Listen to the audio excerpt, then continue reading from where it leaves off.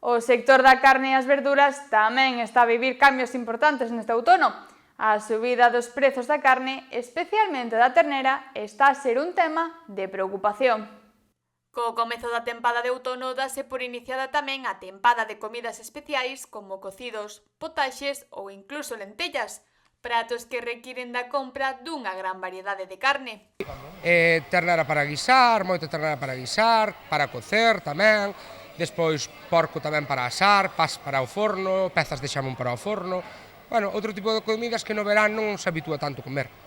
Unha das que experimenta unha forte subida de prezo é a ternera, que sufriu xa varias subas este ano.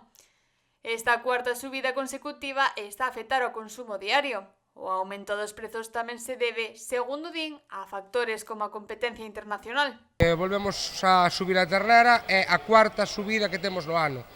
A verdad que é un problema grande, pero claro, aquí temos tan bo produto que non levamos do fora. Entón, claro, ao principio os gandeiros de aquí negábanse a venderlle a xente de outros países, por así decirlo, pero claro, ven que lle dan 1 ou 2 euros por riba do que lle pagaban aquí, entón tiveron que subir os precios. E nós, se queremos seguir vendendo a calidad que vendíamos antes, non nos queda outra que subir os precios.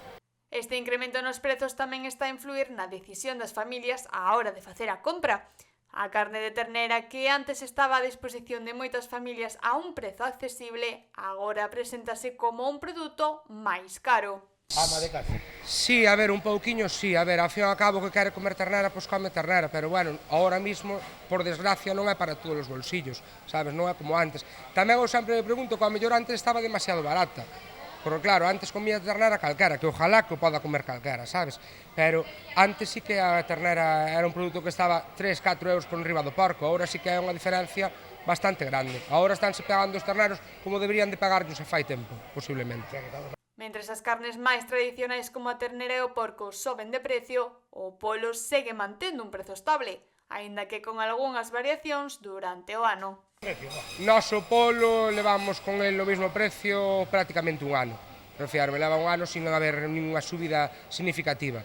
Ao mellor os filetes de polo súbenche no verán 15-20 céntimos, pero é normal, no verán consúmese moita pechuga de polo, é cousa que non tan salido ao zanco, á ala, entonces claro, suben un pouquiño o filete para que lle compensa a eles. Aínda que moitos se queixen das subidas de prezo, algúns empresarios do sector aseguran que están a vivir mellor que nunca.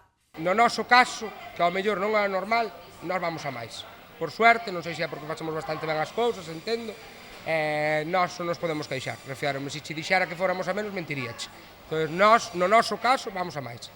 E ademais da carne, o outono tamén trae consigo unha excelente selección de produtos frescos da horta. Aínda que a demanda de certos produtos se mantén estable, as verduras e froitas de proximidade seguen sendo as preferidas. Bueno, ahora a fruta de temporada suele ser os cítricos. Volvemos ao básico, pera, mazán e plátano.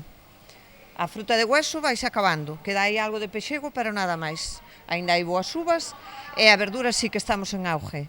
Moi bo repolo, moi boa navicola, moi boa naviza, e ainda non hai grelo, e ainda se mantén a xudía, e leitugas e de todo. En verduras moi ben. As verduras do outono tamén son moi demandadas durante as fins da semana, cando as persoas teñen máis tempo para preparar pratos típicos desta tempada. Sí, sobre todo no fin de semana.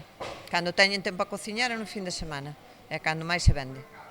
Aínda que o outono trae consigo algúns cambios, a oferta de produtos de calidade e a tradición culinaria seguen a ser os principais atractivos para os consumidores. Para mí sí. Para mí sí, levo 35 anos aquí, para mí sí. Male as subidas de prezo e os cambios nas compras, o outono segue sendo unha tempada de pratos que, aínda que algo máis caros, seguen sendo indispensables na mesa das familias galegas.